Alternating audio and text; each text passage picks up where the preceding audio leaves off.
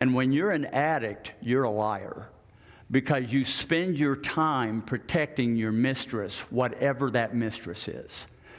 And I was living a double life.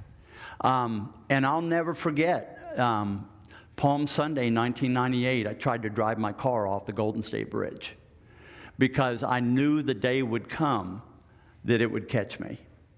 I knew the day would come. It was only a matter of time. When you play with fire, the Proverbs say when you play with fire, it's not whether you are going to get burned, it's when you're going to get burned. And the longer the burning is put off, the deeper the burning is when it catches you. And I hurt hundreds and hundreds of people who believed in me. And I thought that was the worst day in my life. It was actually the best day in my life. It took me a long time to get to that point. But it was the first day that the pain was so deep that I was willing to do whatever it took to clean my life up and to become the kind of dad that my kids would want to emulate. And in the midst of that, in 2.5 years of daily therapy and trying to figure out all the stuff that was going on in my life, I really thought the best days of my life were over forever. And I was just going to try to scrounge together and at least do something meaningful for whatever I had left. But somehow, the things that I teach you were the very things that I learned in my brokenness. It was the very things that I learned. The big guy, little Freddie, it's just information. You're enough. I didn't learn that in 23 years of education and a doctorate and postgraduate work in leadership. I learned that when I had nowhere else to turn. Those were the life lessons. This whole company was built upon brokenness. This whole company was built upon that no matter what our past has been, you can rebuild your life and have meaning and purpose and power in your life. Is that a message that we all need to hear? And that's not a gimmick for me. That's not motivational guru stuff. That's stuff that I have to tell myself to keep one step forward, inch by inch. Yard by yard, it's hard, but inch by inch, it's a cinch. That was me when I was trying to rebuild my life and regain trust. And I learned something in that period of time that you can, if you try to live your life getting people to trust you, you are manipulative. You are manipulative. Because you are trying to get an end result from them that you want so you can feel better about yourself. Here's what I learned.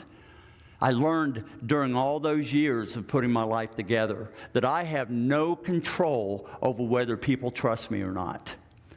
I have no control over the filters and the experiences that they have. I have no control over the pain that they have that they don't want to let anybody in. I have no control over that. I have no control over people that I hurt who will choose never, no matter how trustworthy I am, they will choose not to forgive me. That is a price that comes with that. But here's what I do know. The thing that I do have control of is I can be trustworthy. And I can be trustworthy one day at a time and stack another day on top of that. And then stack another day on top of that. And stack another day on top of that. And the people, if you are showing in a genuine, authentic way that you are genuine and sincere, people will give you another opportunity, no matter what.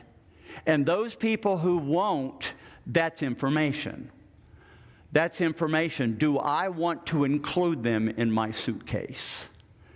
I tell people that we only have room for about 5 key. I was sharing with O'Connell Falls yesterday, teaching them this principle, that the average person beyond their nuclear family only has room for 5 meaningful relationships in their lives at any one time, whether it's professional or personal or a combination of.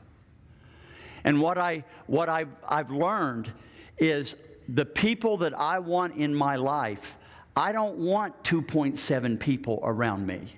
If I only have room for 5 significant friendships, I want people in my life who are going to push me to be better, not hold me back.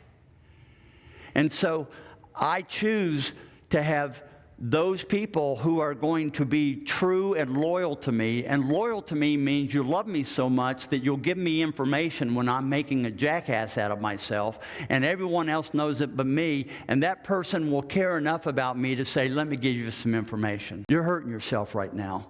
You're shooting yourself in the foot. And I share this with you because I love you, Fred, and I want you to get better. By the way, does the same principle apply to business? The great teams are the teams that will have that conversation with their colleagues, that sharpen each other. And the team multiplies exponentially each other because they're all committed to each other.